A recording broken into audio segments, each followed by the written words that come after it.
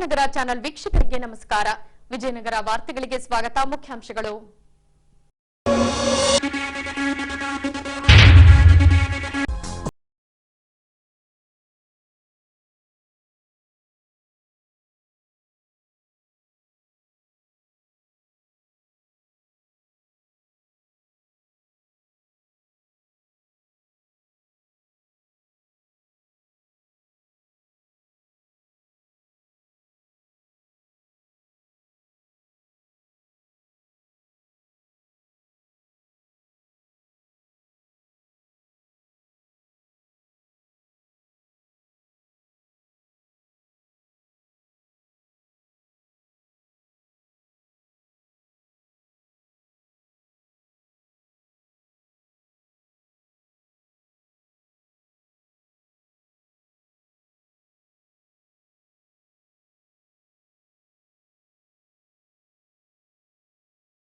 ಆತ್ಮಕ್ಕೆ ಸಂತಾಪ ಕೋರಿದ ಹೊಸಪೇಟೆ ನಗರಸಭೆ. ಈಗ ವಾರ್ತೆಗಳ ವಿವರ.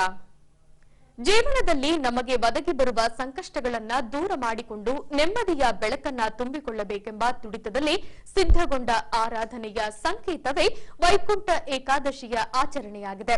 ಹಾಗಾಗಿ ದಿನಾಂಕ 10ರಂದು ವೆಂಕಟೇಶ್ವರ ಸ್ವಾಮಿ ದೇಗುಲಗಳಲ್ಲಿ ವಿಶೇಷ ಪೂಜೆಗೈದು ಭಕ್ತಿ ಸಮರ್ಪಿಸಲಾಗಿದೆ.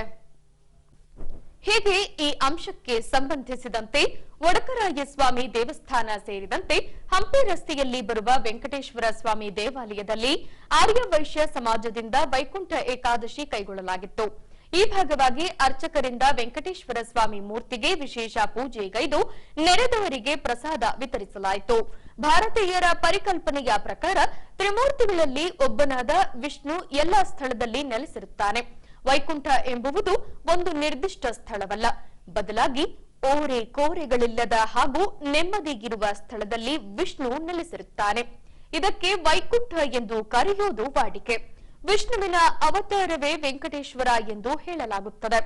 ಹಾಗಾಗಿ ವೈಕುಂಠ ಏಕಾದಶಿಯ ದಿನದಂದು ಭಕ್ತರು ವೆಂಕಟೇಶ್ವರ ಸ್ವಾಮಿಯ ದೇಗುಲಕ್ಕೆ ತೆರಳಿ ಭಕ್ತಿ ಸಮರ್ಪಿಸುತ್ತಾರೆ.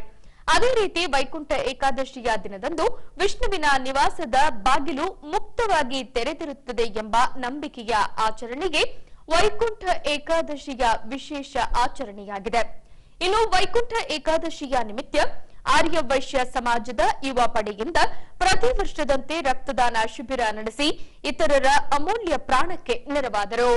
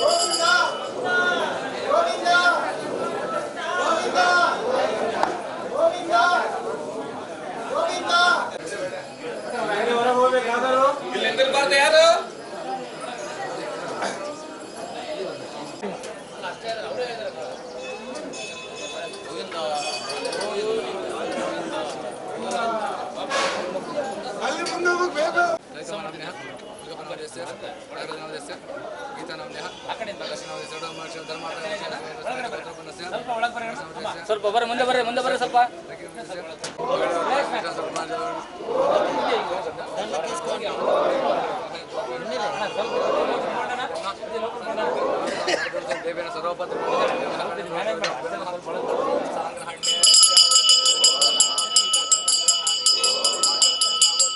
ಆಡ್ತಿದ್ದ ಮುಂದೆ ಬರ್ರಿ ಸ್ವಲ್ಪ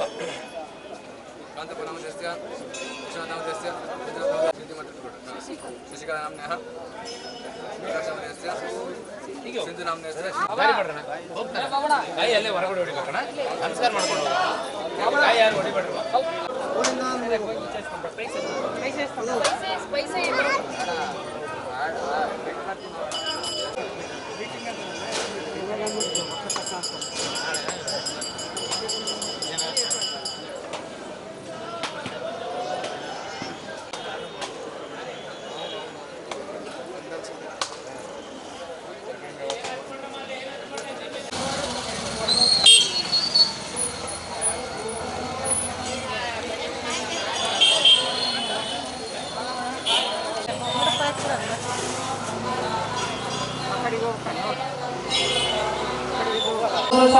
क्रोधः क्रोधकृत्कर्ता वैश्वबाहुर्महीधरः अच्युत प्रतित प्राण प्राणदो वासवानजः अपमग्रदेदधिष्ठानात् प्रतिष्ठितः स्कन्दस्कन्दमनाभो रविन्दाक्ष पद्मगर्भा शरीरभृत् महादेवृद्धो वृद्धात्मा महाक्षो गरुडध्वजः उत्तमम् अस्य श्रीविष्णु दिव्यसहस्रनाम स्तोत्र महामन्त्रस्य श्री वेदव्यासो भगवान् देवता श्री महाविष्णु ओम श्री विष्णु विश्वं विष्णुर्वशक्कर सर्वं सर्वशिवस्तानो भूतानिर्निरव्यः संभवो भावनो भद्रप्रभुविष्णानादीनो दाता विनादातुरुत्तमः अप्रमेयो हृषिकेश पद्मनाभो महत्प्रभुः विश्वकर्मा मनुष्य प्रजापतिः हिरण्यगर्भो भूगर्भो माधवो मधुसूदनः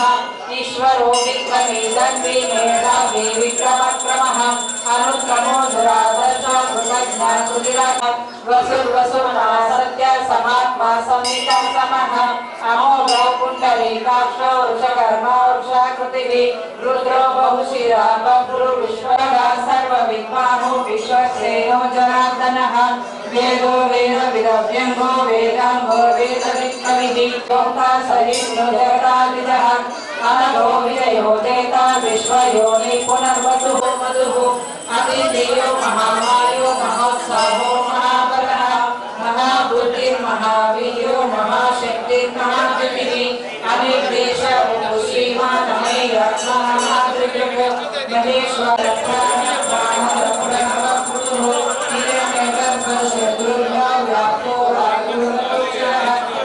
सुदर्शन काल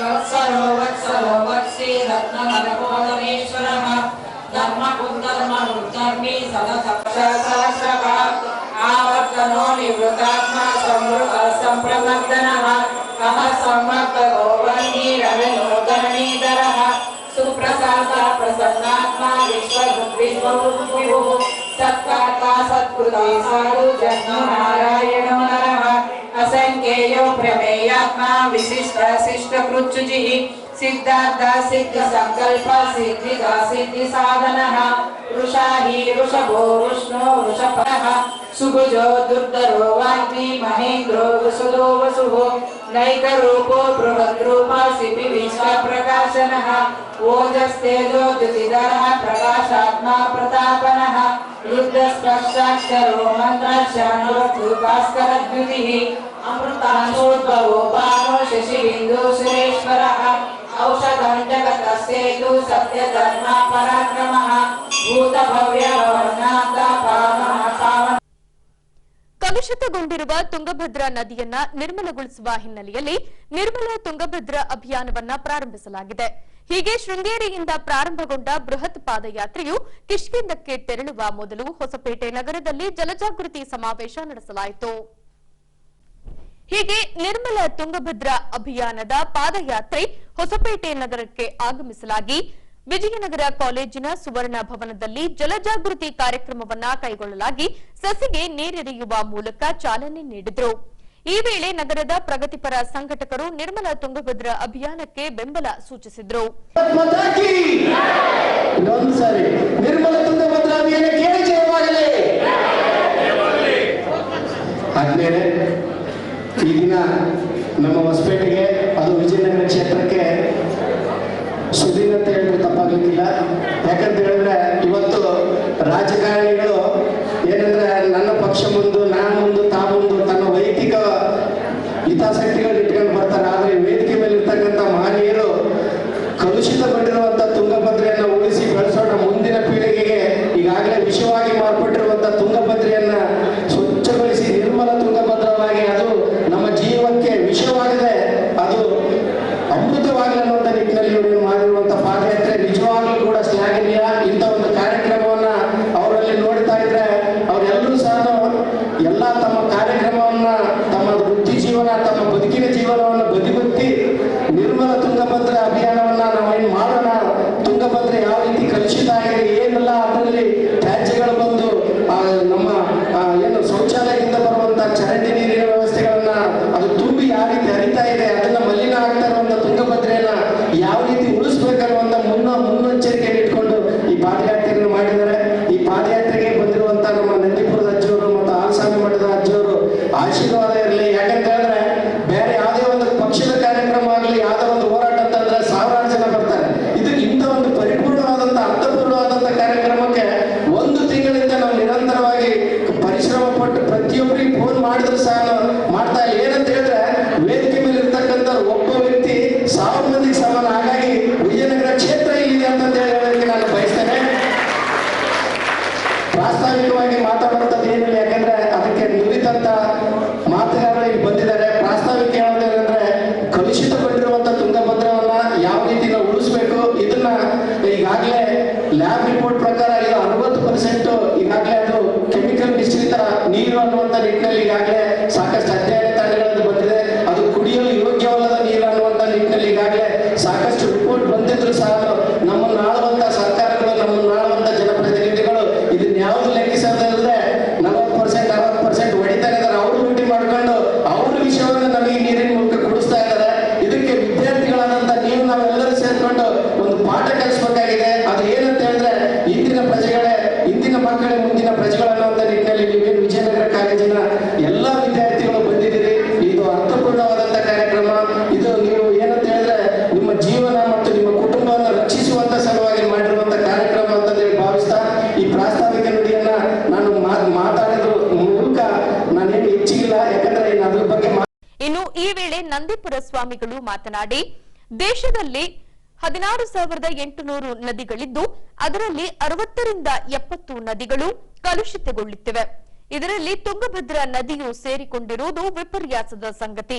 ಸಾರ್ವಜನಿಕರು ಪ್ಲಾಸ್ಟಿಕ್ ತ್ಯಾಜ್ಯಗಳನ್ನ ನದಿಗೆ ಎಸೆಯಬಾರದು ಹಾಗೂ ಕಾರ್ಖಾನೆಗಳಿಂದ ಬರುವ ಕಲುಷಿತ ನೀರನ್ನ ನದಿಗೆ ಹರಿಬಿಡದೆ ಬೇರೊಂದು ವ್ಯವಸ್ಥೆಯನ್ನ ಮಾಡಿಕೊಳ್ಳಬೇಕಾದ ಅವಶ್ಯವಿದೆ ಎಂದು ತಿಳಿಸಿದರು.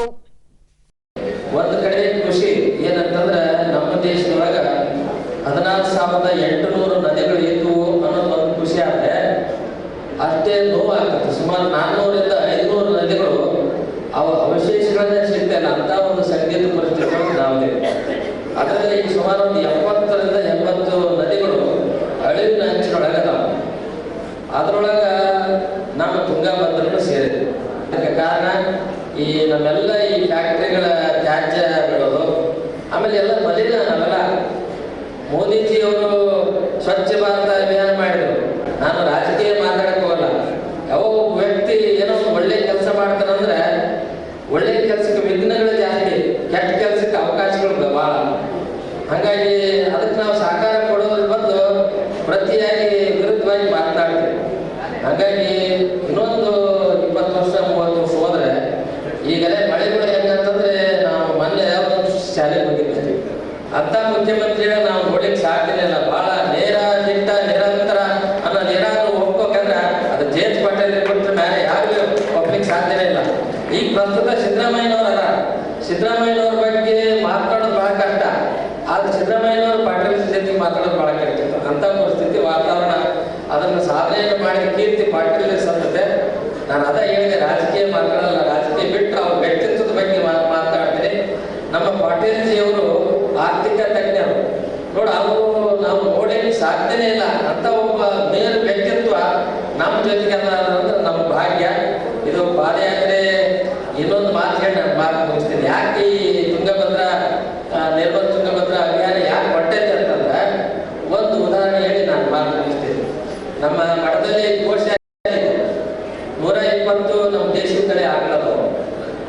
ಈಗ ಸುಮಾರು 1 ವರ್ಷದ ಹಿಂದೆ ನಮ್ಮ ಹಗರಿಬೊಮ್ಮಳ್ಳಿ ಪುರಸಭೆಯ ಕಾರ್ಯದರ್ಶಿಗಳು ಮತ್ತೆ ನ್ಯಾಯಾಧೀಶರು ಆಮೇಲೆ ಪೊಲೀಸ್ ಇಲಾಖೆಯವರು ಅವ್ರು ಮೂವರು ಸೇರಿ ಒಂದು 12 ಆಕಳ ನಮ್ಮ ಕೋಶದಲ್ಲಿ ತಂದುಬಿಟ್ರು. ಅದರೊಳಗೆ ಒಂದು ಆಕಳ ಒಂದು 15 ದಿನ ಆದಮೇಲೆ ಅದು ಒಟ್ಟು ತೀರ್ಕೊಂಡು ಯಾಕೆ ಈ ಸ್ಥಿತಿ ಅಂತಂತೇಳಿ ಅವರು ಮಹಾಜನ್ ಮಾಡಿ ಕೇಸ್ ಮಾಡಿ FIR ಮಾಡಿ ದಾಖಲೆ ಮಾಡಿ ತಂದು ಬಿಟ್ಟಿದ್ರು.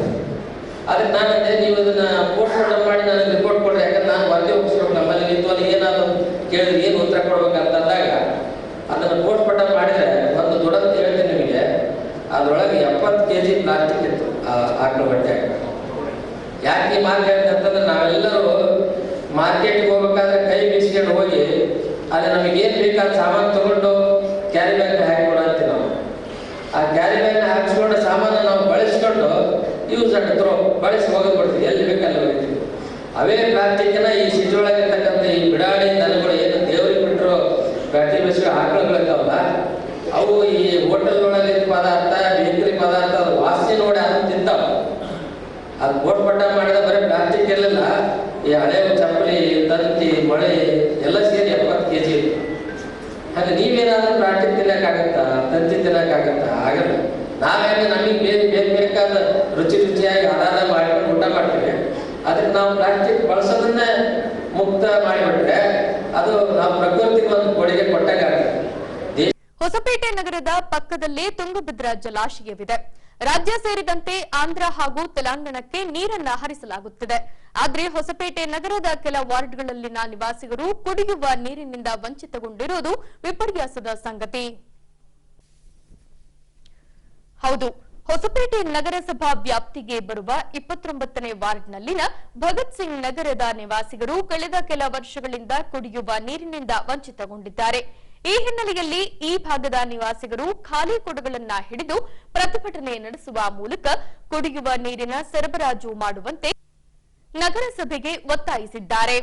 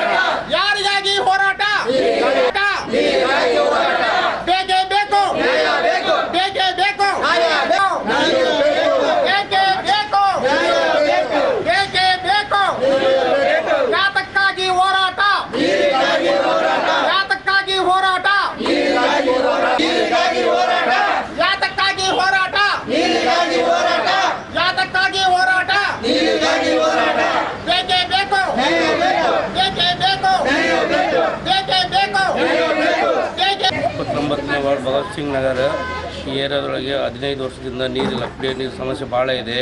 ಇಲ್ಲಿಂದ ಹೋಗಿ ಮತ್ತೆ 5 ರೂಪಾಯಿ ಕ್ಯಾನ್ನಾಗ ಹೋಗಿ ನೀರು ತರಬೇಕು. ವಾಟರ್ ಬಾಟ್ಲ್ ಹೋಗಿ ಇವರು ಒಂದು ಕ್ಯಾನ್ 20 ಲೀಟ್ರ್ ಕ್ಯಾನ್ ತಗೊಂಬಂದು ಎಷ್ಟು ದಿನ, 1 ದಿನ 2 ದಿನ ಈಗ ಅಡುಗೆ ಮಾಡೋಕ್ಕೂ ನೀರು ಬೇಕು, ಪ್ರತಿಯೊಂದು ನೀರು ಬೇಕೇ ಬೇಕಿಲ್ಲ. ಈಗ ಬೋರ್ ಇದ್ದಾರಂತೂ ಹೋಗಿ ಬೋರ್ ಇಲ್ದಾರೆ ಏನು ಮಾಡಬೇಕು? ಕೆನಾಲ್ನಾಗ ಎಷ್ಟು ಒಂದು 6 ತಿಂಗಳು 3 ತಿಂಗಳು ಇರುತ್ತೆ ನೀರು.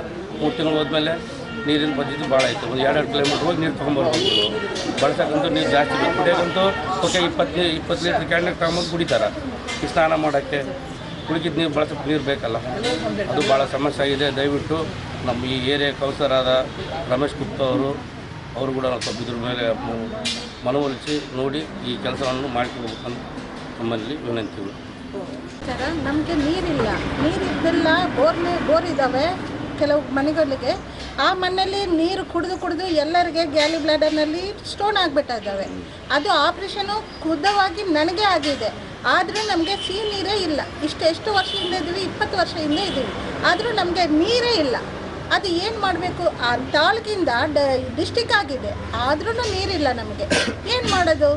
ಇನ್ನು ನೋಡಿದಷ್ಟು ದಿನ ನಮಗೆ ಸಾಕಾಗಿದೆ. ಸರ್, ಎಲ್ಲೆಲ್ಲೋ ಡೆವಲಪ್ ಮಾಡ್ತೀರಲ್ಲ, ನಮ್ಮ ಓಣಿಗೇನು ಡೆವಲಪ್ ಮಾಡಿ, ನಮ್ಮ ಕಾಲೋನಿಗೇನು ಡೆವಲಪ್ ಮಾಡಿ. ಏನಾದರೆ ಅಂದರೆ ಅಲ್ಲಿ ಸಮ್ಯ ಏರಿಯಾದಲ್ಲಿ ನೀರೆಲ್ಲ ಬರ್ತಿದ್ದಾವೆ, ನಮಗಿಲ್ಲ. ಏನಂದರೆ ಅಫಿಷಿಯಲ್ ಏರಿಯಾ ಅಂತ. ಅಫಿಷಿಯಲ್ ಅವ್ರಿಗೆ ನೀರು ಬೇಡವಾ? ಅವರು ನೀರು ಕೊಡಬೇಕಲ್ಲ. ನಾವು ಗಂಡು ಮಕ್ಕಳಿದ್ರೆ ಹೋಗಿ ತರ್ತಾರೆ. ಅವರು ಏನಾದರೂ ಕೆಲಸಕ್ಕೆ ಹೋದರೆ ನಾವು ನೀರು ಏನು ಕುಡಿಬೇಕು? ಏನು ಕುಡಿಯೋಕ್ಕೆ ಇಲ್ಲ. ಅದಕ್ಕಾಗಿ ನಮಗೆ ವಿನತಿಯಿಂದ ಕೇಳ್ತಾ ಇದ್ದೀವಿ, ನಮಗೆ ದಯವಿಟ್ಟು ನಮಗೆ ನೀರಿನ ವ್ಯವಸ್ಥೆ ಮಾಡಿಕೊಡ್ರಿ ಅಂತ ಕೇಳ್ತಿದ್ದಾವೆ. ಮಾಜಿ ಶಾಸಕ ಶಿರಾಜ್ ಶೇಖ್ ರವರ ಸಾರಥ್ಯದಲ್ಲಿ ದಿನಾಂಕ 12ರಂದು ತಮ್ಮ ಮಗನ ಮದುವೆಯ ಹಿನ್ನೆಲೆಯಲ್ಲಿ ಉಚಿತ ಸರ್ವಧರ್ಮ ಸಾಮೂಹಿಕ ವಿವಾಹ ಕೈಗೊಳ್ಳಲಾಗಿದೆ. ಹಗರಿಬೊಮ್ಮನಹಳ್ಳಿ ತಾಲೂಕಿನ ಬಂಡೇಹಳ್ಳಿಯ ಫಾರ್ಮ್ ಹೌಸ್ನಲ್ಲಿ ಸರ್ವಧರ್ಮ ಸಾಮೂಹಿಕ ವಿವಾಹ ನಡೆಯಲಿದ್ದು ಮುಖ್ಯಮಂತ್ರಿಗಳು, ಉಪಮುಖ್ಯಮಂತ್ರಿಗಳು, ಶಾಸಕರು, ಸಂಸದರು ಪಾಲ್ಗೊಳ್ಳಲಿದ್ದಾರೆ. ಸಾಮೂಹಿಕ ವಿವಾಹದಲ್ಲಿ ದಾಂಪತ್ಯಕ್ಕೆ ಕಾಲಿರಿಸಿದ ಪ್ರತಿ ದಂಪತಿಗೆ ಸಂವಿಧಾನ ಪೀಠಿಕೆ ಸೇರಿದಂತೆ ಒಂದು ಸಂಸಾರಕ್ಕೆ ಬೇಕಾದ ಅಗತ್ಯ ಪರಿಕರಗಳನ್ನು ನೀಡಲಾಗುವುದೆಂದು ಶಿರಾಜ್ ಶೇಖ್ ರವರು ಸುದ್ದಿಗೋಷ್ಠಿಯಲ್ಲಿ ತಿಳಿಸಿದ್ದಾರೆ. ನನ್ನ ಮಗನ ಅರ್ಥಕ್ಷತೆಗೆ ತಮ್ಮನ್ನೆಲ್ಲ ಆಹ್ವಾನಿಸೋದಕ್ಕೋಸ್ಕರ ಬಂದಿದ್ದೀನಿ. ಅದರ ಜೊತೆಗೆ ಸರ್ವಧರ್ಮಗಳ ಸಾಮೂಹಿಕ ವಿವಾಹಗಳನ್ನ ಮಾಡ್ತಾಯಿದ್ದೀನಿ. ನಾವು ಈಗ ಒಂದು 3 ತಿಂಗಳಿಂದ ಹಾಗೆ ಸ್ನೇಹಿತರೆಲ್ಲ ಕೂತ್ಕೊಂಡು ಮಾತನಾಡಬೇಕಾದ್ರೆ ಹೇಗೂ ನಾವು ಮಗನ ಮದುವೆಗೆ ಅಧ್ಯಕ್ಷತೆಗೆ ಸ್ನೇಹಿತರನ್ನೆಲ್ಲ ಆಹ್ವಾನಿಸೋದು, ಸಂಬಂಧಿಕರಿಗೆ ಹಿತೈಷಿಗಳಿಗೆ ಆಹ್ವಾನಿಸೋದು ಇದ್ದೇ ಇರ್ತದೆ.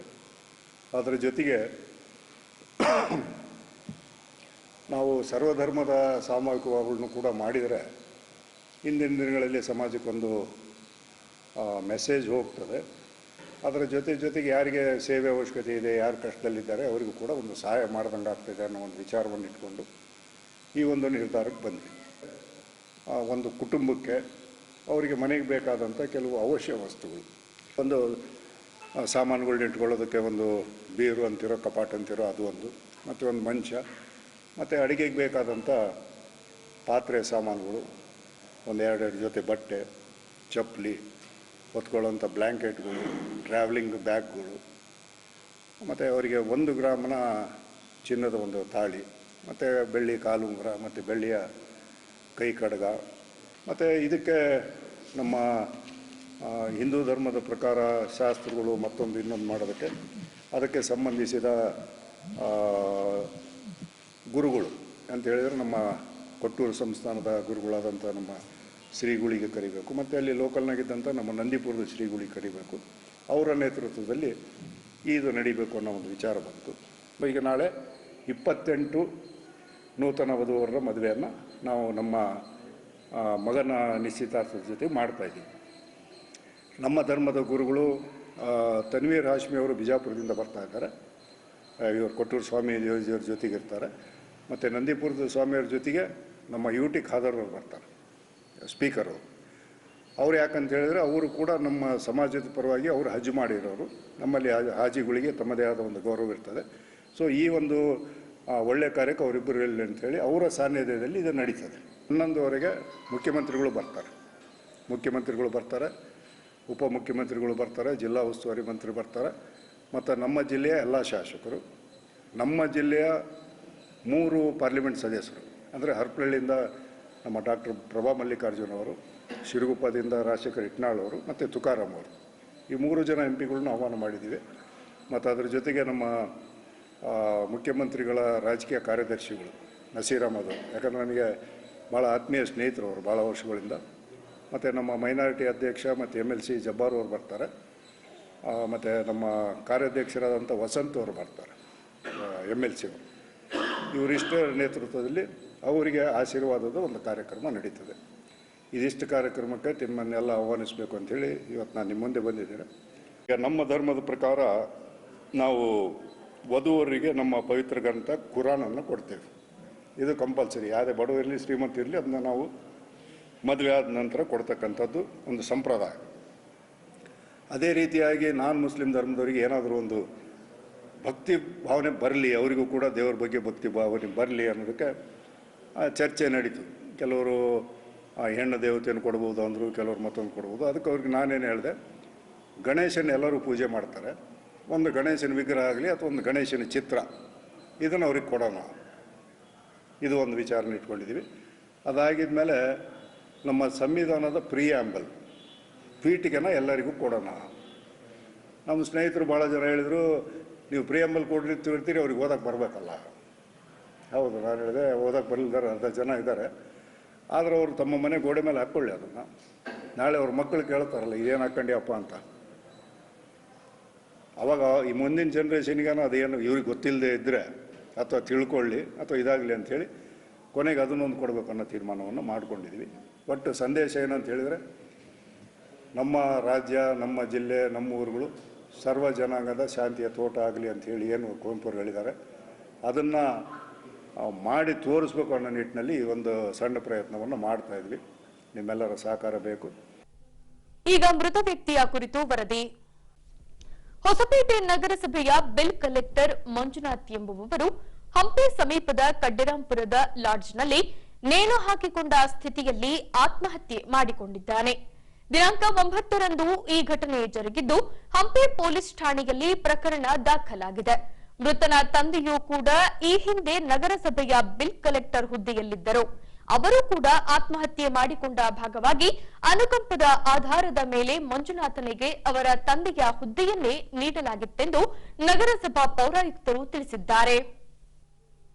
ಈಗ ಕೊನೆಯಲ್ಲಿ ಮತ್ತೊಮ್ಮೆ ವಾರ್ತೆಗಳ ಮುಖ್ಯಾಂಶಗಳು.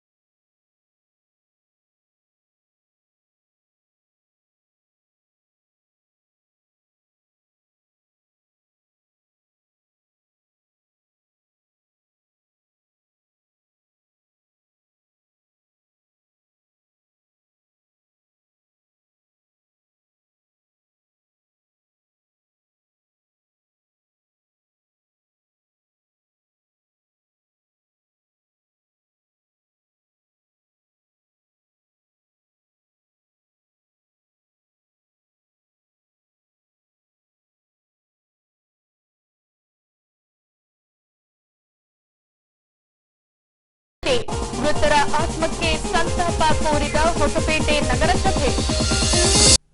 ಇಲ್ಲಿಗೆ ವಾರ್ತಾ ಪ್ರಸಾರ ಮುಕ್ತಾಯವಾಯಿತು. ದೈನಂದಿನ ಆಗುಹೋಗುಗಳ ಮಾಹಿತಿಗಾಗಿ ವೀಕ್ಷಿಸಿ ವಿಜಯನಗರ ಸುದ್ದಿವಾಹಿನಿ.